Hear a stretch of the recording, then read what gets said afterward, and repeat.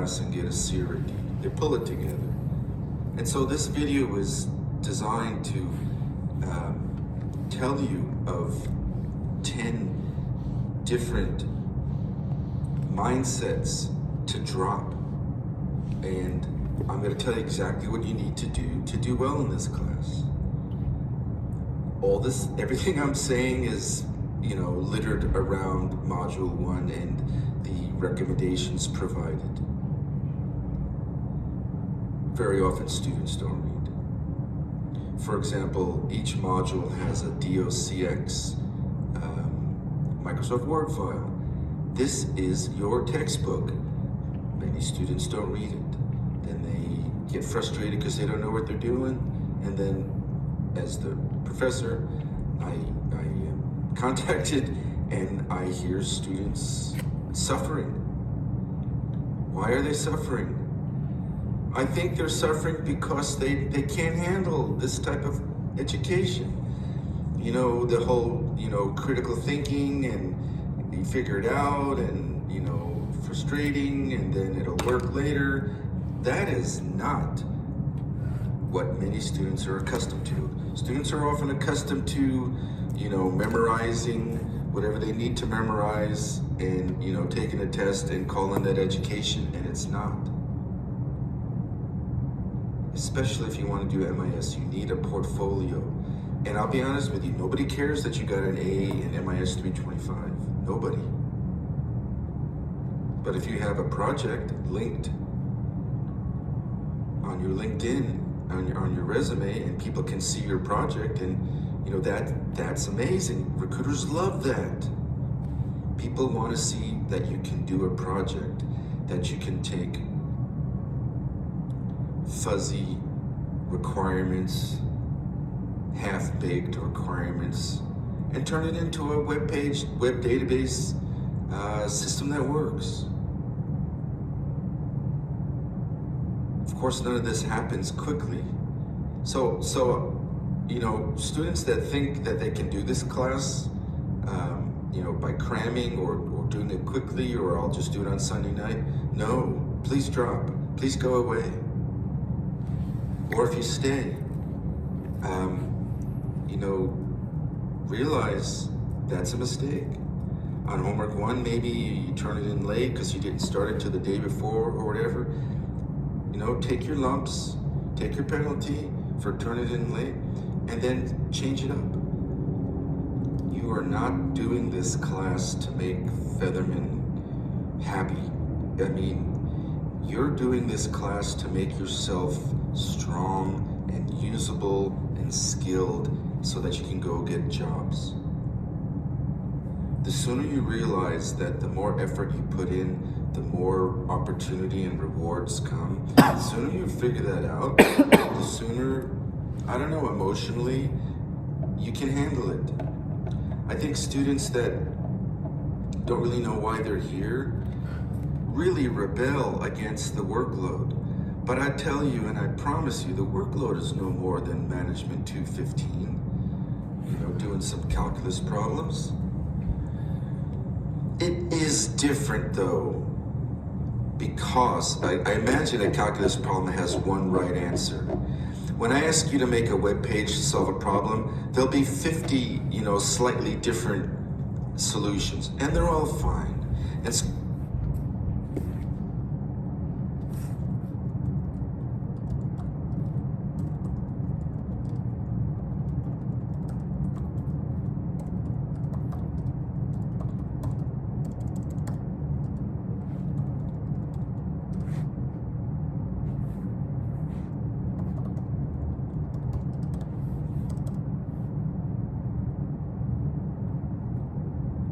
So there's no magic one answer, and that freaks people out, especially accounting and finance types.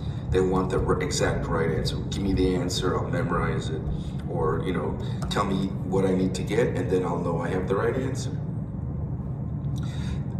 IT development is kind of open-ended. It's kind of like the deep end of the pool, and what I need you to do is to get comfortable swimming around, doing laps in the deep end of the pool. And the only way to get comfortable swimming in the deep end of the pool is to get comfortable swimming in the shallow end of the pool. The shallow end of the pool is module 1, 2, 3. And then it gets a little deeper and deeper. And don't worry, I've worked on the modules to make them flow, and there's no great jumps in difficulty. But I want to point out some emotional things. And I really think if you can just make the mindset transition, you'll be fine. Those of you that don't know me, I say some kind of weird things.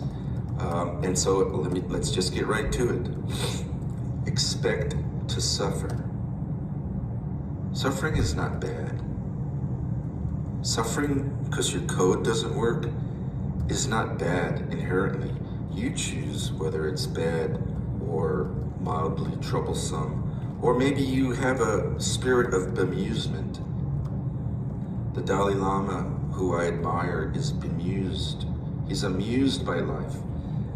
Rise above the frustrations, and you can code. But you will suffer. Expect to suffer. Expect your code not to work. I've been a professor a long time. I've read students' work for decades. Very often, students throw some stuff together and expect it to be wonderful or considered wonderful, and maybe it's okay, and maybe it's even good in cases. But turning in some stuff and getting a grade is not really what this class is about. This class is process. How do you think? How do you decide a problem? So you could think of this, and this is stuff's off the cuff. I have some notes here, but sorry if it rambles, but you can think of this class not as writing the paper, a term paper, but you can think of this class, the most important part, as writing the outline, making your plan. How would I solve that problem? So, I've thought about having the first day of class being, write the instructions that you would need to brush your teeth. First walk to the bathroom, then pick up your toothbrush, etc. That's coding. But you'll get something wrong. You'll forget to, put water on the toothbrush before you put the toothpaste on or something, and something will go wrong. By the way, coding, the webpage, the compiler tells you that your code doesn't work and therefore students suffer. If you accept that suffering is normal, then it won't bother you. If you can maintain your emotions, your brain works better. I'll repeat that again. If you can maintain your emotions and be chill and bemused, you'll do fine. You'll manage your emotions. Your brain will work better. You'll notice that you left a comma out somewhere, or you spelled something wrong, or you used the wrong name, or you copied and pasted some sloppy stuff. And most usually, 99% of all errors are just being careless and sloppy.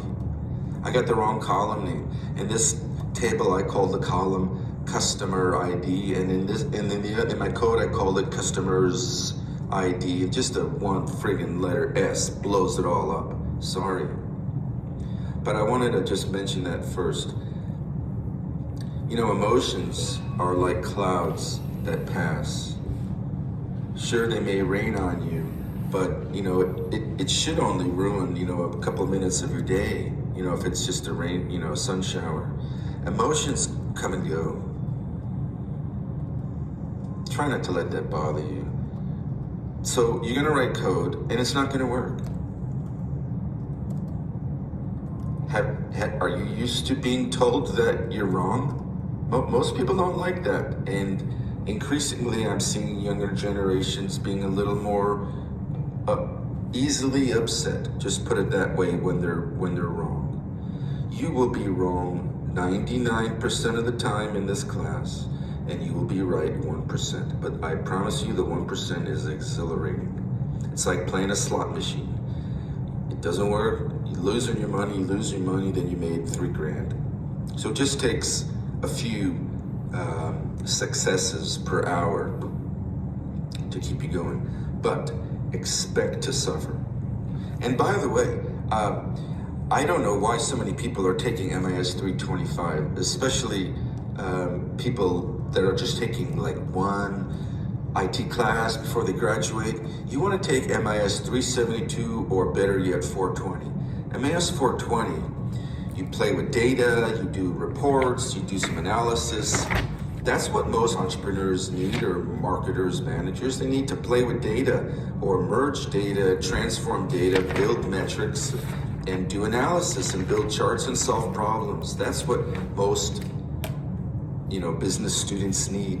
You don't need to learn how to code. I don't know where this came from, but there's a lot of students in the class. They were told to show up. Now, if you're getting a double major in MIS, then I understand it. You're here to expand yourself. But if you just need one class to graduate, this is not the class. Unless you want to treat it like 6 credits. Unless your life is too boring and you want some challenge. Then by all means, enjoy the class. Welcome, glad to have you. But I wanted to start with a pretty important one. Expect to suffer. And be chill about it. My goodness, you just typed something wrong. Don't get too excited. And that's why it's good to work with a class partner. You can keep each other kind of, relaxed about it, and, try to have a sense of humor. All right, number 2, you cannot cram this class. I could say that 20 times, but I assure you, a quarter of the class will cram. Oh, homework's due on Monday. I better cram that out on Sunday night after the football game. Well, what happens is the code won't work. You'll get pissed off, you'll lose sleep, and then you get sick. I've seen it hundreds of times. Students make themselves sick by lack of sleep. Why do they get lack of sleep? Well, probably because they don't prioritize their class work over their fun. I did the same thing when I was, 21 years old or 20 years old, so that's normal. But you cannot cram code. You can cram some, read and regurgitate multiple choice test and, maybe even get a good grade out of it. But this is a class about critical thinking. How would I solve that problem? Let me write down a plan. Okay, I guess I would use a database table to capture customer information and product information. Let me link those up, through the sales table, and then let me make a web. It takes time. You can't cram this stuff. Those of you, working too many classes, working too many hours and taking too many classes, don't do it. I've had students tell me they work 40 hours a week and take 12 credits. Now, whoever's letting you do that is wrong. You can do whatever you want, but I'm not lowering the standards of my classes because you don't have enough time because somebody let you take too many classes. This is one of the most important classes because it's, you need to think like a coder. And, maybe you'll never code again, or probably you'll code some SQL, or you'll code some router, or you'll code something. But, you won't be a professional coder. And you can consider SQL as coding as well, but, this isn't the topic for my MIS 325. I suppose this information can be used in both classes, so let me expand it. But anyway, you can't cram code. If you do, you'll fail, and that's on you. So what happens to people that cram and their stuff doesn't work? They get late penalties, they get upset, they get more frustrated, then they get sick because you cannot live off a Red Bull. I've seen it. I've seen too many students run themselves into the ground, and you know, I have seen a student die, not my student, but a student die from staying up 60 hours straight on Red Bull. He was in a gaming tournament, but it's a similar concept.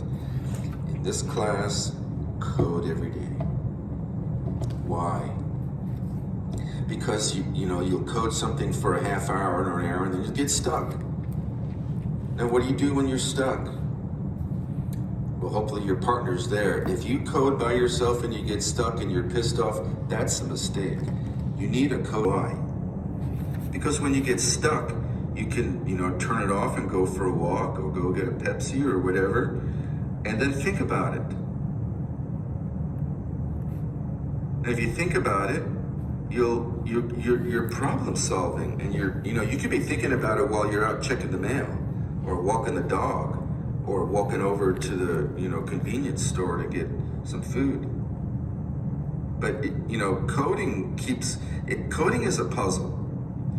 Now, could you just ask somebody to give you the answer to the puzzle? Yeah, sure. But would you learn very much? Not really. The purpose of this class is to think like a coder, and there's things to do here that you'll learn to do that. But the point here is, if you code every day, you'll get stuck and you'll have time to think about it, and that's called peripheral processing. And then you'll be walking down the street on the way back from the snack bar, and you'll fix it in your mind. You'll be like, oh, I should just use a loop. I shouldn't have used the select case. I should use an if-then statement or whatever it is. But this stuff takes time to think it through. So don't cram. And if you do cram and you screw up and things aren't working and you hate life, that's your problem. And there's people here to help you. I don't mean that.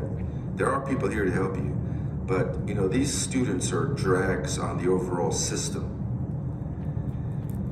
Also, you are given every answer to every test question. They're all in the DO6 files in the videos. So if you want to go to your study guide, prep your answers to the study guide. That's the learning.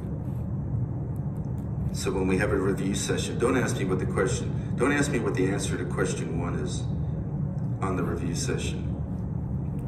What I'll say is, we've talked about it 5 times. Why are you asking me?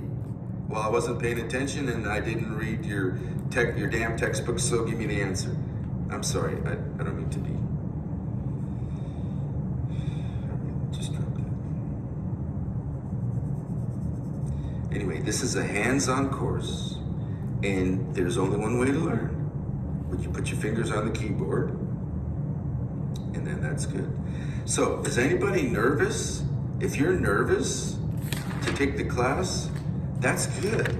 Nervous people are conscientious. Conscientious people work hard. And I promise you, you work hard, that's fine, and you'll do fine. I promise you. It's the people that, take a week off because they fell in love, or they take a week off because they went swimming or skiing, or they went to Hawaii, and then they're a week behind, and then now you're in trouble because you have to catch up. And everyone's a week ahead of you, and all the class content doesn't make sense anymore because you're a week behind. Everything works on top of each other. That's a good point. The content all builds on each other. So if you miss something in the middle, you're gonna suffer. Anyway, nervous is good, so don't worry about being nervous. And there's no prerequisite. All you need to know really is how to type on a keyboard and how to be careful about what you click. Nervous is fine, don't worry about it. Actually, I've done analysis of my students that tell me they're nervous on the first day. They usually do the best because they're conscientious, so don't worry. All right. So how do you code? Or how should I approach this class? Well, watch the videos. There's a lot of videos online that are available for you. The face-to-face class time, if you have it, is going through the sample programs, and typing them out and explaining how they work. And guess what? The sample programs are in the DOCX files, and there's videos of them. And so if you typed out the DOCX file, the same code, you'd make the web page that works. So for every module, I want you to take the 3 sample programs and code them and make them work. Then change them around a little bit, try to understand it, read the DOCX files, read the files, understand what's going on, teach yourself how to code. That's how you learn. If you go right from class time, like it worked in class, and then you go right to the homework, you're skipping the foundation, and then you're just gonna flounder. Do you ever see a fish that was caught and it's floundering on the bottom of a boat? That's, to me, what a lot of students look like. No clue. Why don't they have a clue? Why do they ask me in week 6, what should I be doing? Well, because they never really got off to a good start. And so here you go. For each module, please watch the videos. Then, watch the video again. Pause the video. Code what you see on the screen. Replicate and make the program work that you see your professor creating. If you make the programs you see in the videos, if you make the programs that are in the DOCX Microsoft Word files, which are usually the same thing, if you make those programs, that's the learning. Making the programs is learning. Coding is how you learn. You learn by typing. Very often I have students tell me, I know what I'm doing, but I can't seem to get my code to work. Well, how do you know what you're doing? Well, I watched all the videos, and I took notes, and I never really, worked on any of the sample programs, and now my damn homework doesn't work. Well, guess what? Yeah, you had a typo here somewhere, and you missed something, and you don't have any foundation. You're floundering. You're arrogant. You can't, it is possible to cram and do well on exams for, intelligent people. I don't think you could do that in coding. I think it's arrogant to think that you could do that in coding. Just kind of show up to class, understand, and then jump right to the homework. I think that's arrogant. But go ahead and do it. And please don't do it. You'll just suffer. And negative vibes will suck your enthusiasm. And then this class will turn into a chore. Coding requires repetition. Coding requires typing. So the learning happens when you turn on the video, watch the video for a while, and then pause it. If you get 2 computer screens, or you have, you can plug your laptop into a TV screen, you can have a couple windows open, you could watch the video on one window and then code it on the other window. That's how you learn. You learn by coding. Please don't jump from class right to the homework and expect to have a smooth experience. Yes, please watch the videos, and maybe if it's late at night and you can't sleep, watch the videos. My voice will put you to sleep. I talk slow because I'm very careful with the words I choose, and I'm trying to say the right words rather than just blah, blah, blah, but you probably think I'm just going blah, blah. All right. So the real coding, the learning is from coding.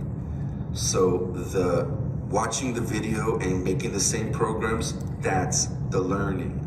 I promise you, if you take that approach, which is I don't want to say busy work, but which is a hands-on, let me put in my hours work approach, and it works.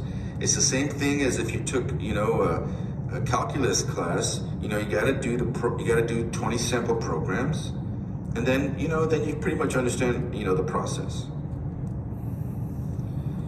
All right, so if you're nervous, good, don't worry about it.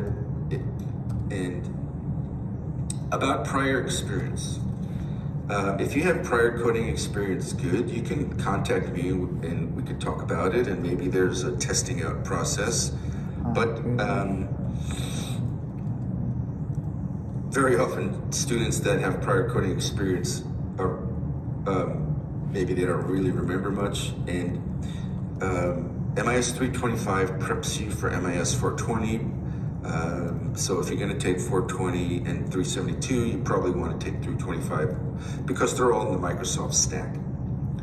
All right, all homework must be turned in using Visual Studio, Visual Basic, the programming language, ADO.NET, and SQL Server. I won't accept any work written in JavaScript on whatever, blah, blah, blah, just because that's what you know how to do. All right, Feldman, can you tell me again what I need to do? What exactly, sorry. I always think that's funny when people want the exact truth. There is no exact truth, except for very simple questions. So what exactly do I need to do? Oh, read everything. Maybe even print out the Deus Ex files. Read them, that's your textbooks. Highlight them. Watch the videos, pause them. Put the split screen on and code.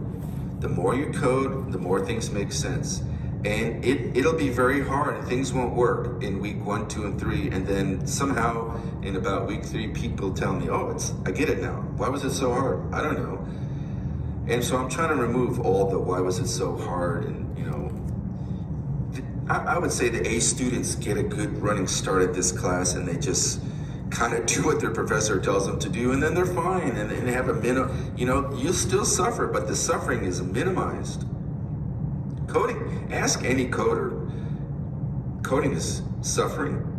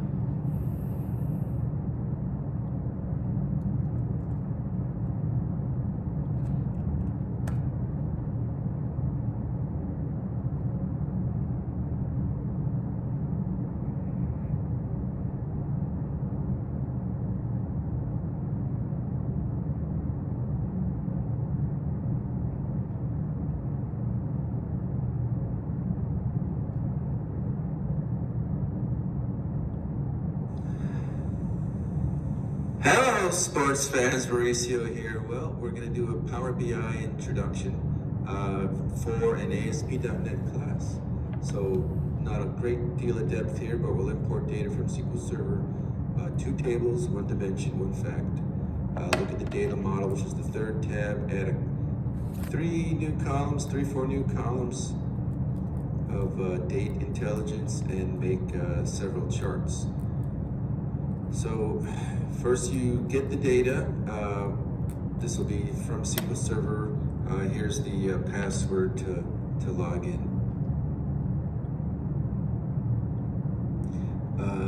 As the semesters change, the server will change, and that'll be updated for you, but that's the current as of 2019, April 13th. So we'll get a dimension table. This product flattened table. It's a denormalized categorical data, 600-700 rows. This is a data set of a company that sells bicycles and bicycle parts and things like that. So this 3rd tab is wonderful. You can build a data model here. 2nd tab shows you the data. This is where you would add calculated columns. I deleted a bunch of columns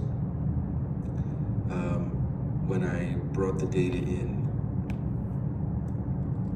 You would use this screen in Power BI, which is free, by the way, to make your charts and connect it to the data. Let's go get the fact table, which would be similar to your deliveries table if you're working on this lumberyard project. This fact table is the transactions. It's, in this case, sales of bicycles, but the fact table is going to get tall with a lot of rows of data. Here, I hit the edit button to get rid of a bunch of columns. Just to simplify things, it's nice to get rid of the columns you won't need, because that'll just clutter things up. So just show you how to do it, and then I'll pause it and get rid of a bunch of the other columns.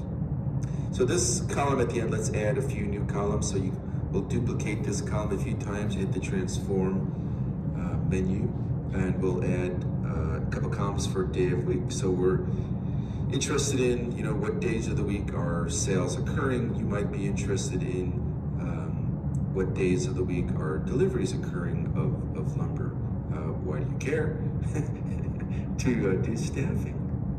It is a business class, so we have to care about supporting business operations. So this first or date intelligence is to get the day of the week.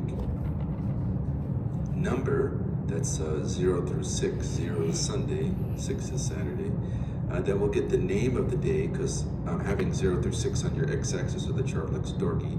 So we'll get the name of this, like Monday, Tuesday, Wednesday. But fortunately, Monday starts with an M, and we need to get this sorted correctly, so we'll fix this immediately. We'll go into the data, and you can press the end button on your keyboard to get all the way to the end if you have the right table. So you have to be careful you're in the right table, and look at the lower left-hand corner to see what table you're in. That's easy to get wrong. So this day of week, we'll go into the modeling and sort by a different column. There we go.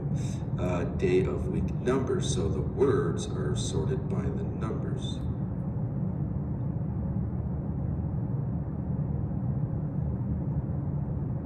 So we can take a look at our data model here, and in this from the SQL Server database, they had foreign key relationships, so that is brought into Power BI. So this is a Microsoft product that's working nicely with the other Microsoft products. So here's our first chart. You may want to just do something simple here. Any of the number fields have the sigma next to them in the fact table. The axis could be, your trucker or your type of wood, just to make some column charts. This value, so you pick an axis and the value, and the axis could be summed, counted, averaged, min, max, and the variance. So that's what you get. You get a chart, and that's actually running a group by query behind the scenes. Best to make the charts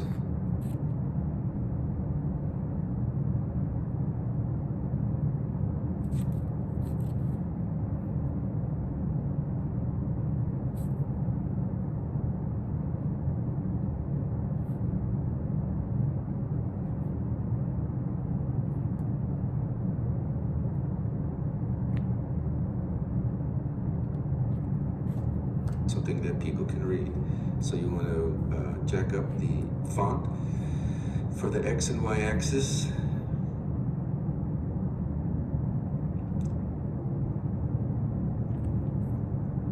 And we could also put the title of the axis on there.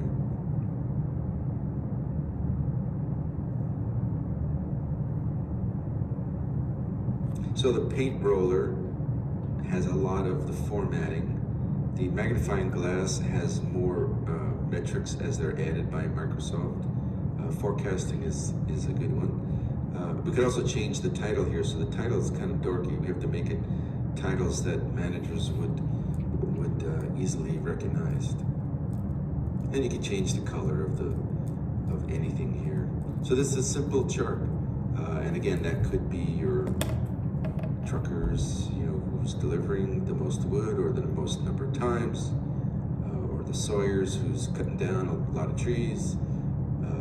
By the way, they cut one, plant three, so don't worry about that. At least in Idaho, cut one, plant three. All right, we could use a different category in the axis. Day of week, so this is our calculated column we made, and we can just barely make out the Sunday, Monday, Tuesday. There we go. So we can see what's going on here. And now let's add a filter. This is your slicer, a funnel, which many kooks know about kickstands and funnels. And so that's kind of a running joke that I use when I teach at WSU. But you can pick any category to slice the data. So for example, your project could be, okay, redwood. Is redwood coming in, or whatever type of wood or pine or lodgepole is being delivered to the lumberyard? What days of the week are those delivered? Kind of interesting. Days of the week, what truckers are showing up? So you can do a lot of analysis there. And you could change the axis, and you could change the values. And so it's pretty easy to come up with a bunch of charts. Here's one on the color. So what colors are selling well? And that, again, could be your type of wood. Once you come up with the chart you like, you can duplicate that.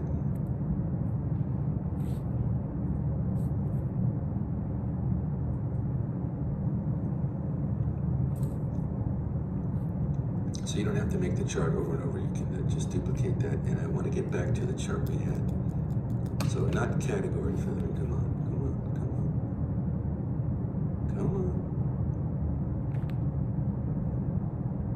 There we go.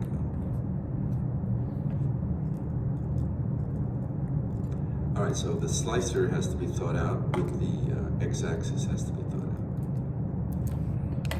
It's pretty easy to generate charts. I encourage you to just go to YouTube, turn on YouTube, do a search, Power BI. Their videos are excellent, little 6-7 minute videos that show you what to do. This video is similar to what you would find online, except the last 5 minutes will show how to publish. Make another couple of calculated fields here. So this year month is a very good analyst trick. The problem is that if you were to use year, or let's just say you were to use month, your entire data set, you would see all the sales for January combined, all the sales for February combined. So here we want to draw a line or area chart across the entire data set. So we need a combination of the year and the month. How do you do that? Here's a way. Here's one way.